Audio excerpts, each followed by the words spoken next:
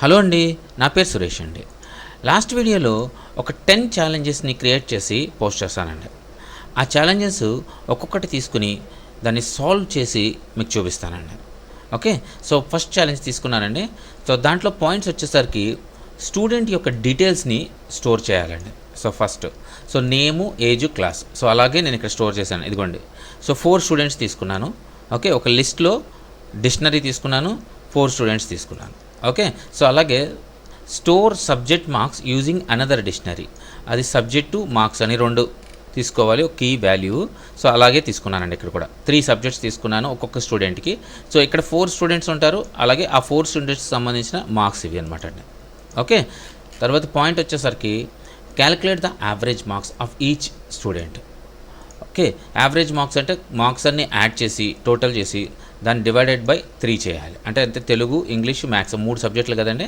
So ఈ 92, 95, 98 ఈ 3 కూడా సమ్ చేసి డివైడెడ్ బై 3 చేస్తే యావరేజ్ వచ్చింది మనకి. ఓకే, సో యావరేజ్ ఒకటి క్యాలిక్యులేట్ చేయాలి. అలాగే యావరేజ్ని బేస్ చేసుకుని గ్రేడ్స్ని అసైన్ చేయాలి. ఏ గ్రేడ్, 90+ వస్తే యావరేజ్ ఏ గ్రేడ్, 80+ వస్తే బి గ్రేడ్, అలాగే 70+ వస్తే సి గ్రేడ్, అలాగే మన గ్రేడ్స్ అసైన్ చేయాలన్నమాట. సో ఓకే, అవుట్పుట్ వచ్చి ఇలా చూపించాలి. ఓకే, సో ఇప్పుడు మనకు అర్థమైంది కదండి. సో ఇప్పుడు దీన్ని నేను ముందుగా ఫర్ లూప్ రాస్తానండి. అయితే ఇక్కడ నేను మీకు ఆల్రెడీ ఇంతకుముందు చెప్పినట్టుగా స్టూడెంట్స్ యొక్క మార్క్స్ ఇవి. సో కాబట్టి ఈ 2 లిస్టులని మనం మర్చ్ చేసుకోవాలండి. సో మర్చ్ చేసుకోవాలి అని అంటే ఫర్ లూప్లో జిప్ అని ఒక ఫంక్షన్ ఉంది, దాన్ని యూజ్ చేసి చేస్తున్నానండి నేను ఇప్పుడు. Okay, so for student marks in zip students, ఇది కాపీ చేసి పేస్ట్ చేస్తున్నానండి, ఎందుకంటే నేను ఇక్కడి నుంచి తీసుకుంటున్నానని తెలియడం కోసం మీకు. ఓకే, సో ఇప్పుడు ఫర్ లూప్ మనం కంప్లీట్ చేసాం. దాంట్లో ఇప్పుడు డేటాలోకి ఒక్కొక్క దాంట్లోకి ఎంటర్ అవ్వాలి. సో ఇక్కడ మనకు ముందుగా అవుట్పుట్ చూస్తే స్టూడెంట్ నేమ్ కావాలి, తర్వాత ఏజ్ కావాలి, క్లాస్ కావాలి. ఆ 3 కూడా ఇందులో ఉన్నాయండి. ఓకే, సో ఆ 3 కూడా ఒక వేరియబుల్లో స్టోర్ చేసుకుందాం మనం. Student underscore name equal to student, ఇదిగోండి ఈ స్టూడెంట్ తీసుకుంటున్నానండి, స్టూడెంట్ నేమ్, ఆ కీ తీసుకోవాలి. సో మనకి నేమ్స్ ఏవైతే ఉంటాయో అవన్నీ కూడా ఇప్పుడు స్టూడెంట్ అండర్స్కోర్ నేమ్స్లోకి స్టోర్ అవుతాయండి. ఒకసారి మనం చెక్ చేద్దాం. ప్రింట్ చేస్తే సరిపోతుంది. ఆ స్టూడెంట్ అండర్స్కోర్ నేమ్ అనే వేరియబుల్ ఉంది కదండి, దాన్ని ప్రింట్ చేసుకున్నాం అనుకో, అన్ని నేమ్స్ ప్రింట్ అవుతున్నాయి అని అంటే మనకి సక్సెస్ అయినట్టే. ఎస్, అన్ని నేమ్స్ ప్రింట్ అవుతున్నాయండి, ఇగోండి.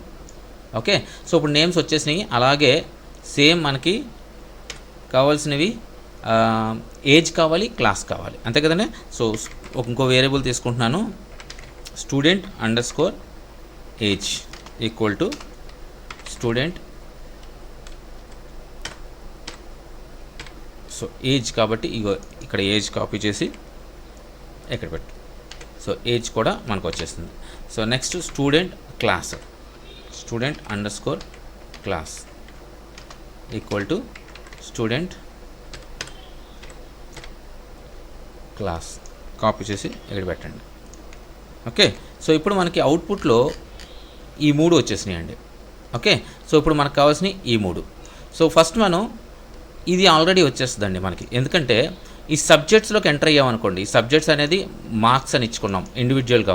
సో మార్క్స్ అని ఇచ్చామంటే ఆటోమేటిక్గా మనకి ఈ ఇండివిజువల్గా సబ్జెక్ట్స్ వచ్చేస్తాయి. సో కాబట్టి దాన్ని తర్వాత చూద్దామండి. సో ముందు యావరేజ్ క్యాలిక్యులేట్ చేద్దాం. So okay, so average calculate చేయాలి అని అంటే ఈ 3 యాడ్ చేయాలని చెప్పాను, అంతే కదండి. ఫస్ట్ మనం మార్క్స్లోకి వెళ్ళాలి. ఓకే, సో ఒక వేరియబుల్ తీసుకుందాం. ముందు వేరియబుల్ వచ్చి స్టూడెంట్ అండర్స్కోర్, స్టూడెంట్ కాదు టోటల్ అని చెప్పేద్దాం, టోటల్ మార్క్స్. ఓకే, కొంచెం యాప్ట్గా ఉంటుంది. Total underscore marks equal to some of, okay, marks dot values. మనకి వాల్యూస్ ఉన్న ప్రతి వాల్యూ కూడా మనకి టోటల్ అవ్వాలి. సో కాబట్టి మార్క్స్ డాట్ వాల్యూస్ అని ఇచ్చానండి. సో దీనివల్ల ఏంటంటే మనకి ఆ మార్క్స్ ఏవైతే ఉన్నాయో అవన్నీ టోటల్ అయిపోతాయి. ఒకసారి ప్రింట్ చేసి చూద్దాము. ప్రింట్ చేసి చూస్తే మనకు తెలిసిద్ది అవుతున్నాయా లేవా అని. టోటల్ మార్క్స్ ఓకే, ఎస్ అయిపోయినాయి. ఇదిగోండి టోటల్ వచ్చేసింది. ఓకే, సో ఇప్పుడు మనకు టోటల్ అయితే వచ్చేసింది. ఇప్పుడు మనకి ఇక్కడ ఎన్ని సబ్జెక్ట్స్ ఉన్నాయి కావాలి.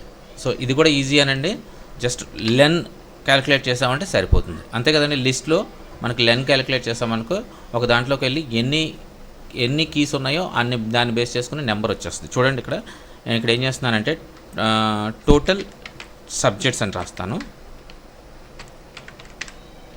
Okay, subjects is equal to len marks అన్నాం అనుకోండి. సో ఒకసారి దీన్ని ప్రింట్ చేసి చూద్దాము మనకు వచ్చిందో లేదో తెలిసిపోతుంది. ఇదిగోండి 3 చూసారండి. సో ప్రతి దాంట్లో ఒక్కొక్క దాంట్లో 3 సబ్జెక్ట్స్ ఉన్నాయి. సో ఇప్పుడు మనం యావరేజ్ క్యాలిక్యులేట్ చేయడం చాలా ఈజీ. సో యావరేజ్ క్యాలిక్యులేట్ చేయాలంటే just average underscore marks equal to total marks divided by total subjects. Okay అంతేనండి. సో యావరేజ్ మార్క్స్ని ఒకసారి ప్రింట్ చేసి చూద్దాం. వచ్చేసిందండి. అయితే ఇక్కడ ఏంటంటే ఎక్కువ డెసిమల్ పాయింట్స్ తర్వాత చాలా పాయింట్స్ వస్తున్నాయి. సో దాన్ని ఏం చేయాలంటే రౌండ్ ఆఫ్ చేసుకుంటే సరిపోద్దండి. ఇక్కడ చూడండి రౌండ్ అనే ఫంక్షన్ ఉంటుంది కదండి, ఆ రౌండ్ ఫంక్షన్ యూజ్ చేసి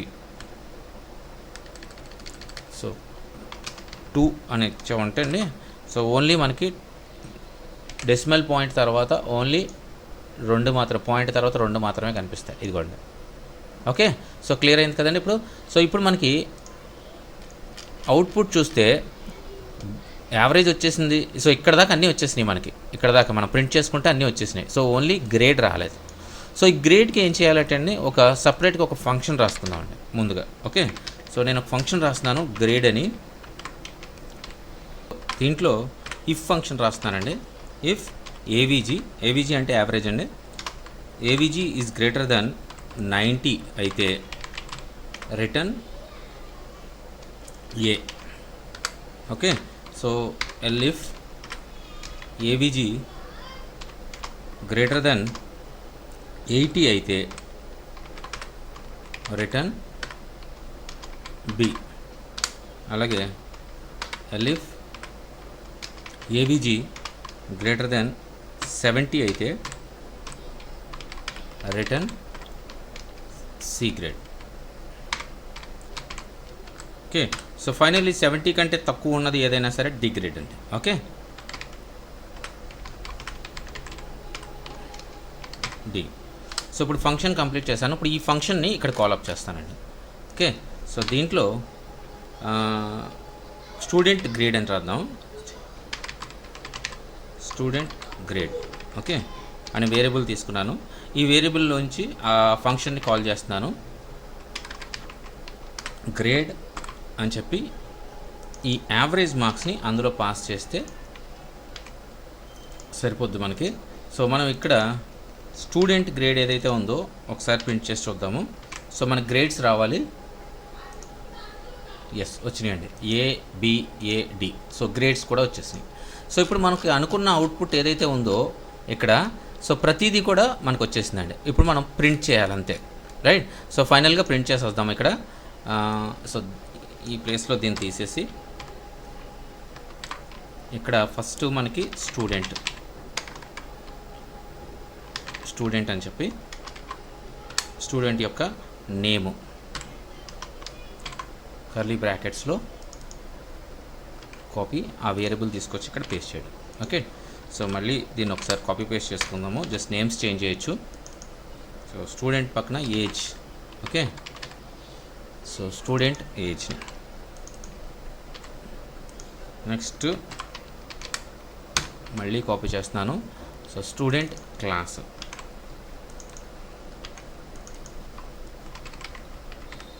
ఓకే, సో దాని తర్వాత మనకి మార్క్స్ కావాలి.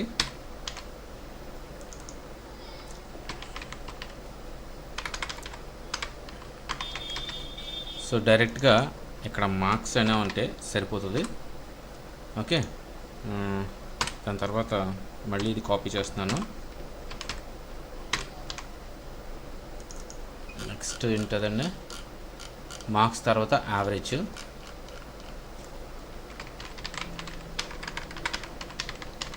యావరేజ్. సో యావరేజ్ వచ్చేసరికి మనకు ఆల్రెడీ ఇక్కడ క్యాలిక్యులేట్ చేస్తున్నాం కదండి, సో దాన్నే copy paste. Next grade, so student grade వచ్చేసరికి ఈ వేరియబుల్లో ఉంది, so copy paste. Okay, so ప్రతి స్టూడెంట్ని కొంచెం ఒక డివిజన్ కింద లైన్స్ ప్రింట్ చేస్తున్నానండి. ఓకే, సో సేవ్ చేస్తున్నాను. సో ఇప్పుడు రన్ చేద్దామండి. అదండి అవుట్పుట్ మనకు కావాల్సినట్టుగా వచ్చేస్తుంది. సో ప్రతి student name, student age, student class, marks, average 95 అయితే గ్రేడ్ ఏ వచ్చింది.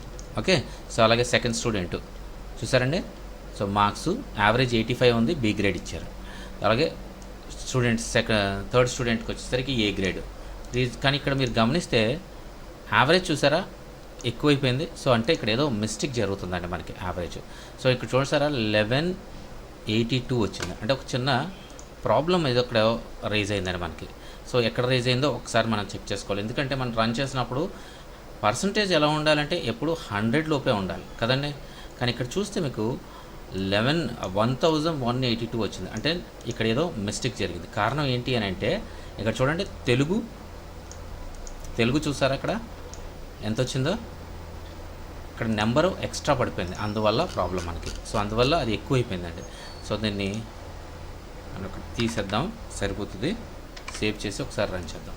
ఓకే, ఇదిగోండి 63.6, 82.0, 85.0, 95.0. ఓకే, సో ఇప్పుడు పర్ఫెక్ట్గా ఇప్పుడు అన్నీ కూడా 100 మార్క్స్కి కదండి. సో 100 మార్క్స్కి మనం ఏం చేసాము, 3 సబ్జెక్ట్స్ ఉన్నాయి, 3 సబ్జెక్ట్స్తో ఎన్ని టోటల్ చేసి, అంటే టోటల్ 300 డివైడెడ్ బై సబ్జెక్ట్స్ అండి. సో 300లో ఎవరికి ఎన్ని వస్తే దాన్ని డివైడెడ్ బై సబ్జెక్ట్స్ వేసాము, దాని యావరేజ్ వచ్చింది. ఓకే, సో ఇప్పుడు మనం అనుకున్నట్టుగా ప్రతిదీ కూడా మనం ప్రింట్ చేయగలిగాం. సో ఈ ప్రాబ్లం అయితే సాల్వ్ అయిపోయిందండి. ఓకే, సో ఇప్పుడు మీరు ఇదే ప్రాబ్లమ్ని వేరే విధంగా సాల్వ్ చేసుంటే, ఒకవేళ అవకాశం ఉందండి, వేరే విధంగా కూడా సాల్వ్ చేసే అవకాశం ఉంది. ఇది సాల్వ్ చేసుంటే ఆ కోడ్ని కామెంట్లో పోస్ట్ చేయండి. ఓకేనండి, సో నెక్స్ట్ ఛాలెంజ్ మనం సాల్వ్ చేద్దామండి, సెకండ్ ఛాలెంజ్. ఓకేనండి, బాయ్ అండి.